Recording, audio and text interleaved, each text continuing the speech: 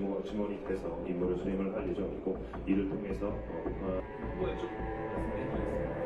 현재 안보 정세 속에서 UFCS 8월 17일부터 27일까지 UFS 을지 자위 방패 Korea Utara mengecam latihan militer gabungan Amerika Serikat dan Korea Selatan yang akan melibatkan 46.500 tentara.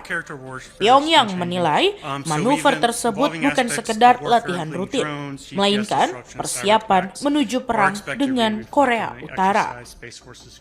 Latihan bernama Ulchi Freedom Shield itu dijadwalkan berlangsung pada 17 hingga 27 Agustus. Sebanyak 18.000 tentara Korea Selatan dan 28.500 personel Amerika Serikat akan terlibat dalam latihan selama 11 hari tersebut.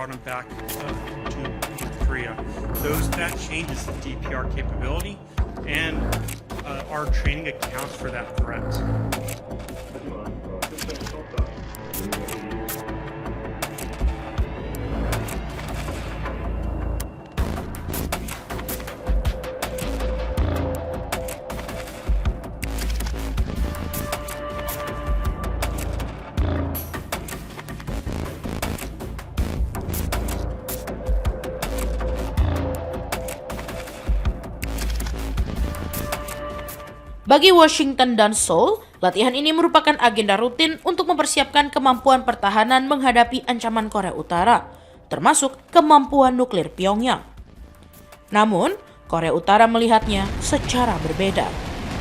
Kementerian Luar Negeri Korea Utara menyebut latihan tersebut sebagai persiapan invasi. Pyongyang juga memperingatkan akan mengambil langkah pencegahan yang lebih kuat untuk menghadapi apa yang disebutnya sebagai ancaman baru. Peringatan itu muncul setelah Korea Utara menembakkan rudal balistik ke arah perairan timur semenanjung Korea pada awal pekan ini. Peluncuran tersebut disebut sebagai salah satu bentuk penolakan Pyongyang terhadap rencana latihan Amerika Serikat dan Korea Selatan.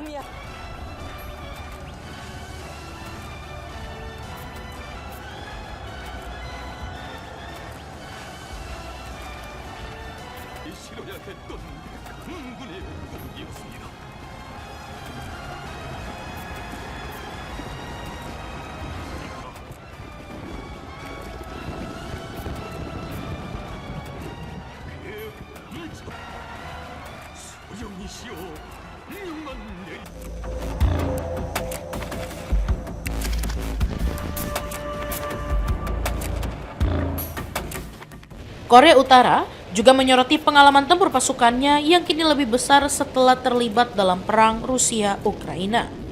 Pyongyang diketahui mengirim personel militer untuk membantu Rusia, sehingga pasukannya mendapat pengalaman menghadapi peperangan modern. Sementara itu, pihak latihan Amerika Serikat Korea Selatan mengatakan pengalaman tersebut justru menjadi alasan penting digelarnya Ulchi Freedom Shield.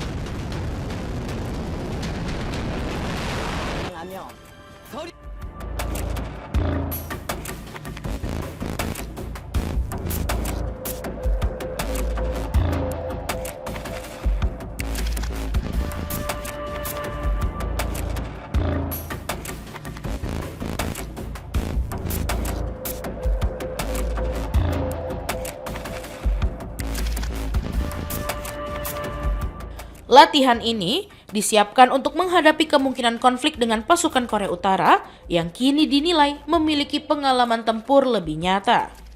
Dengan puluhan ribu personel kembali dikerahkan dalam latihan bersama, semenanjung Korea pun kembali berada dalam situasi yang sensitif. Bagi Korea Utara, manuver tersebut dianggap sebagai ancaman, sementara Amerika Serikat dan Korea Selatan menyebutnya sebagai bagian dari kesiapan pertahanan.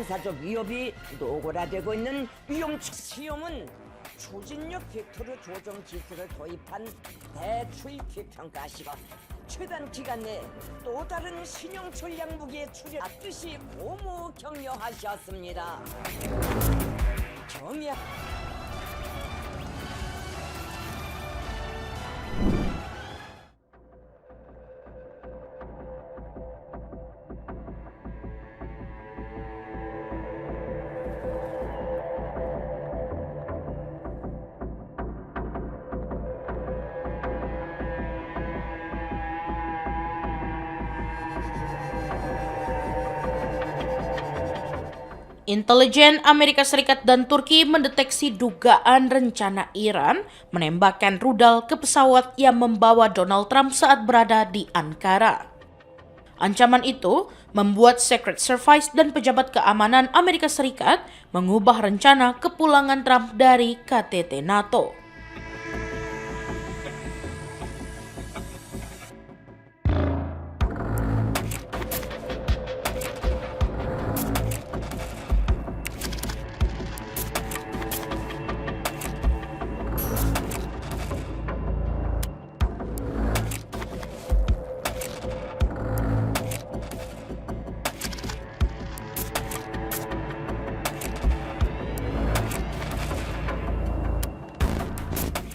Trump awalnya dijadwalkan terbang menggunakan Air Force One.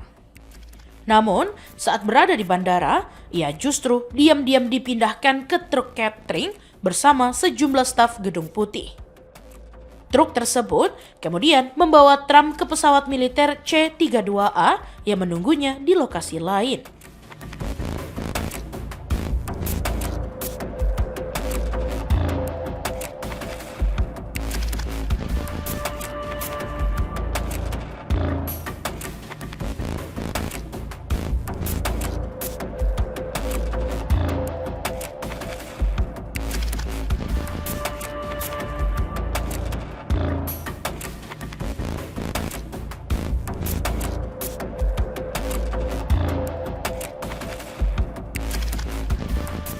Informasi mengenai ancaman itu diterima NSA, CIA, dan Badan Intelijen Turki MIT sehari sebelum keberangkatan Trump. Mereka mendapat laporan soal kemungkinan Iran mengerahkan tim untuk menembakkan rudal darat ke udara ke pesawat kepresidenan. Meski tim tersebut akhirnya tidak ditemukan, ancaman tetap dianggap serius. Untuk mengelabui pihak yang mungkin mengincar Trump, Air Force One tetap terbang dari Ankara dengan sejumlah pejabat Amerika Serikat dan wartawan di dalamnya.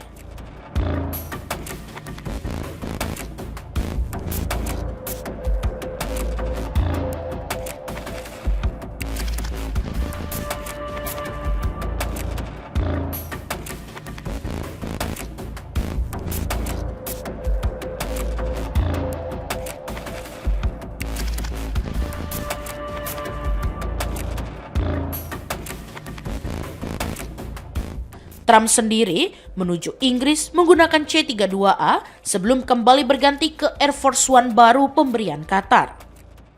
Taktik pengalihan tersebut baru diketahui publik setelah sejumlah media melaporkannya. Trump kemudian mengakui bahwa pergantian pesawat dilakukan karena adanya ancaman nyata.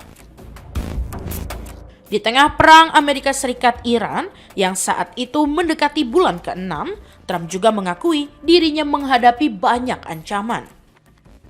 Ia bahkan menyebut dirinya sebagai orang nomor 1 dalam daftar target pembunuhan Iran.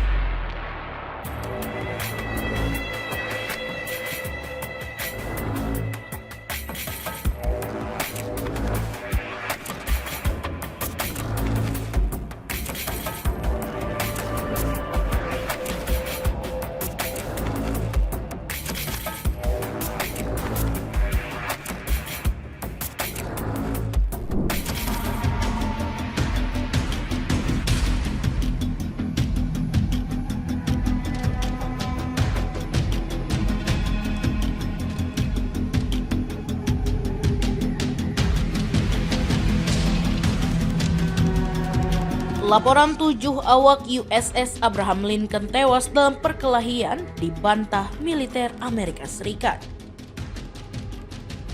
Komando Pusat Amerika Serikat atau CENTCOM memastikan tidak ada satupun personel kapal induk tersebut yang meninggal dunia. Dalam pernyataan di X, Kencom menyebut laporan soal perkelahian maut hingga kabar meningkatnya upaya bunuh diri di antara awak kapal sebagai informasi yang tidak benar. Namun, militer Amerika Serikat membenarkan satu pelaut sempat jatuh dari kapal pada 3 Agustus. Penyebabnya tidak dijelaskan, tetapi pelaut tersebut kini disebut telah pulih sepenuhnya.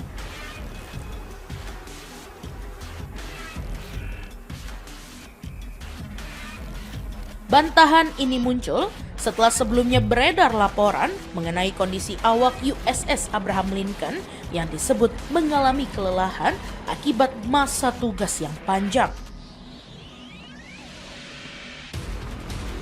Sejumlah laporan bahkan mengaitkan kondisi tersebut dengan kericuhan di atas kapal hingga muncul klaim 7 orang tewas. Masa tugas USS Abraham Lincoln memang tergolong panjang.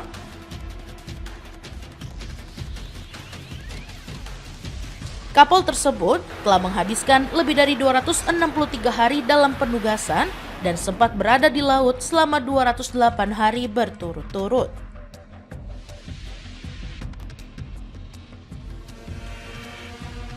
Kapal itu dikerahkan ke Timur Tengah sejak November untuk mendukung operasi militer Amerika Serikat terhadap Iran. Menteri Pertahanan Amerika Serikat Pete Hegseth juga membantah laporan yang beredar. Ia mengatakan kondisi para awak telah disalahgambarkan dan menyatakan penghargaan kepada mereka yang tetap menjalankan tugas dalam penugasan panjang dengan kesempatan singgah di pelabuhan yang terbatas.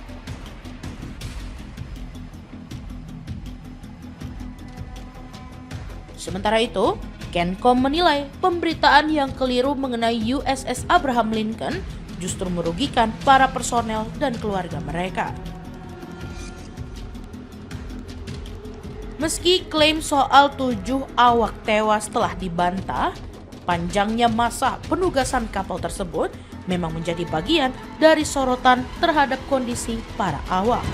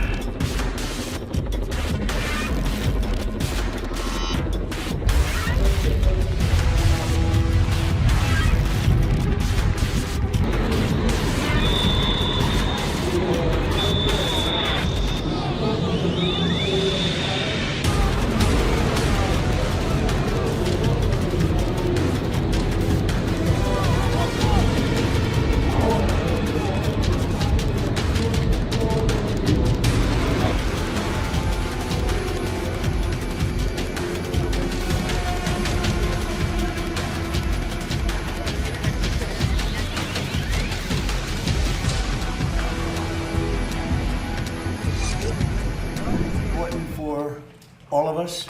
Can they make trouble? Yeah, they can make trouble. But they're broke. They have no money. You know, Iran is broke. Actually, the Wall Street Journal had a wrong story. He said I spoke to him. No, I have tremendous respect for Kevin Warsh. I've only spoken to him one time briefly a few days ago. Amerika Serikat kini memperluas penggunaan drone serang di Timur Tengah dengan membentuk satuan khusus yang melibatkan negara-negara mitranya. Komando Pusat Amerika Serikat atau Kencom menamainya Task Force Falcon Strike, satuan drone serang multinasional pertama yang dibentuk Washington di kawasan tersebut. Falcon Strike akan mengoperasikan berbagai sistem tanpa awak, bukan hanya drone udara. Satuannya juga mencangkup sistem tanpa awak yang beroperasi di permukaan hingga laut, termasuk drone serang sekali pakai. Kenkom mengumumkan pembentukan satuan ini pada Kamis 13 Agustus. Komando Kenkom Laksamana Brad Cooper mengatakan Falcon Strike dibuat untuk memperluas kemampuan yang sebelumnya dikembangkan melalui Task Force Scorpion Strike. Satuan drone serang sekali pakai pertama Kenkom di Timur Tengah yang dibentuk sekitar 9 bulan lalu. Bedanya, Falcon Strike akan dikembangkan bersama negara-negara mitra regional. Sejumlah negara saat ini masih diajak berkonsultasi dan telah diundang untuk ikut terlibat dalam satuan tersebut. Personel Komando Operasi Khusus Amerika Serikat untuk Kawasan Tengah atau SOCAN akan memimpin staf Falcon Strike. Di dalamnya akan ada perwakilan militer Amerika Serikat dan negara-negara mitra. Menurut Cooper, pola kerja bersama ini memungkinkan Amerika Serikat dan mitranya menggabungkan kemampuan masing-masing sekaligus mengembangkan dan mengerahkan teknologi tanpa awak secara bersama-sama. Pembentukan Falcon Strike pun menjadi langkah terbaru Kenkom dalam memperluas kerjasama penggunaan sistem tanpa awak di Timur Tengah, setelah sebelumnya mengembangkan kemampuan serupa melalui Scorpion Strike.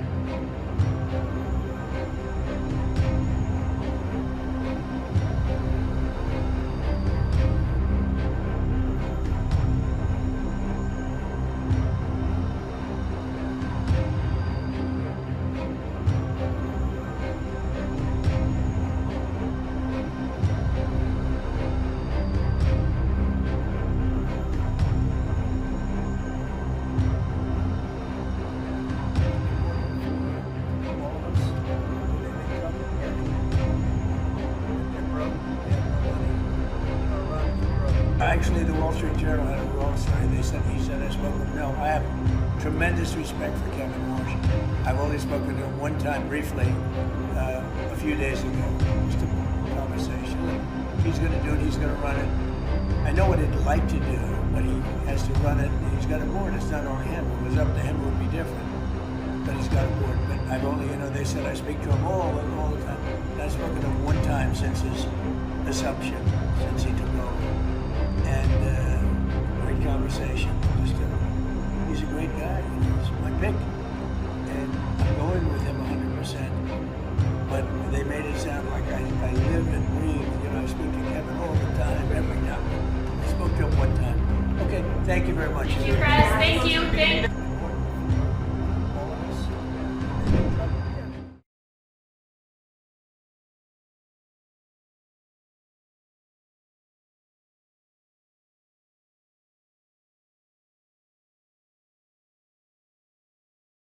Militer Iran ternyata mampu memulihkan kemampuan militernya jauh lebih cepat dari perkiraan Israel setelah perang awal 2026.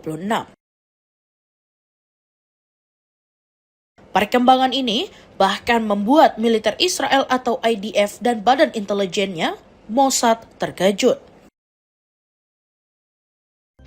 Menurut laporan The Jerusalem Post, 4 bulan setelah perang berakhir pada April, pemulihan Iran sudah terlihat di berbagai sektor pertahanan, termasuk kemampuan memproduksi rudal balistik.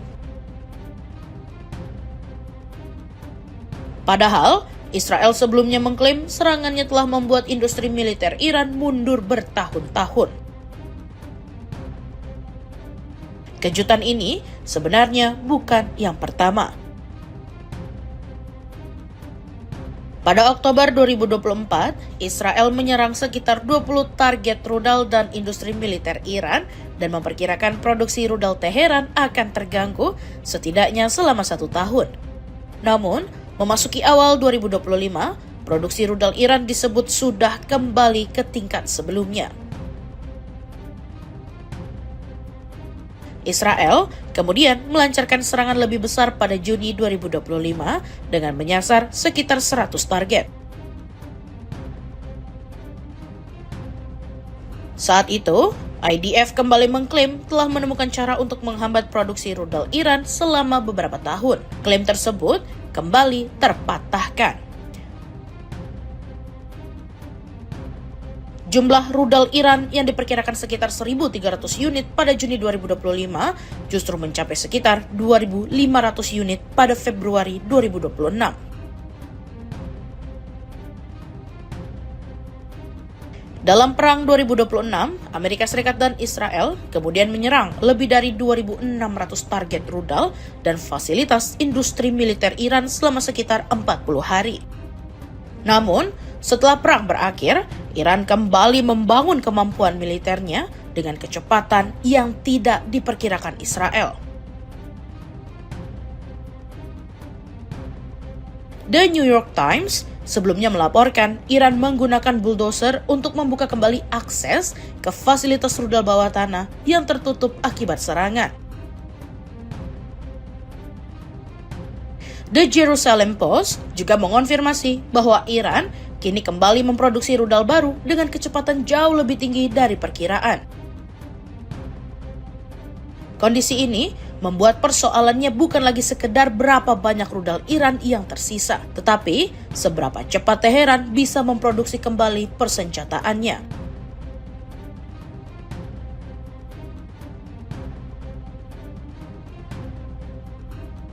Jika mampu menghasilkan 100 hingga 300 rudal per bulan, Iran berpotensi mengembalikan persediaannya ke level sebelum Juni 2025 pada awal hingga pertengahan 2027. IDF sendiri mengatakan terus memantau upaya Iran membangun kembali kemampuan militernya. Namun, militer Israel tidak mengungkap penilaian spesifik mengenai seberapa cepat proses pemulihan tersebut berlangsung.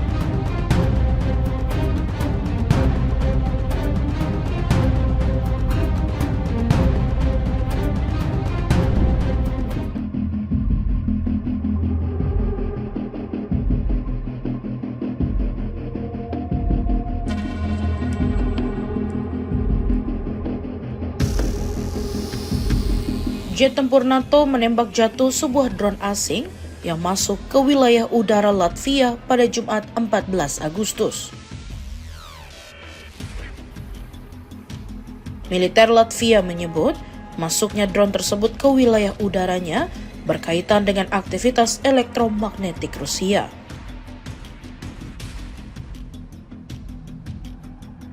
NATO langsung menyelidiki insiden tersebut untuk mengetahui asal-usul drone dan bagaimana benda itu bisa masuk ke wilayah udara Latvia.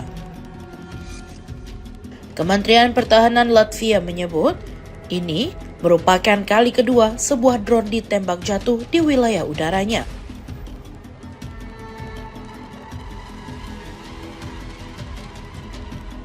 Latvia juga memperkuat pertahanan udara di perbatasan timur dan meningkatkan pemantauan di sejumlah wilayah yang sempat mendeteksi ancaman.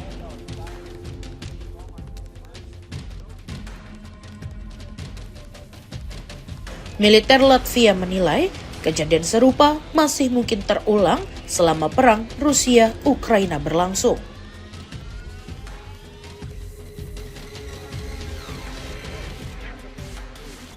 Sejak invasi Rusia pada 2022, drone yang masuk atau mendekati wilayah udara negara-negara Eropa di sekitar konflik memang semakin sering dilaporkan. Salah satunya terjadi di Rumania. Pekan lalu, 3 drone ditembak jatuh dalam waktu 3 hari. Salah satunya diidentifikasi sebagai Shahed dan dituduh digunakan Rusia dalam perang di Ukraina. Dua drone Garbera juga dihancurkan di Laut Hitam. Bukan hanya Rumania, insiden serupa juga terjadi di Bulgaria. Sebuah drone meledak di dekat stasiun kompresor pipa gas Transbalkan pekan lalu.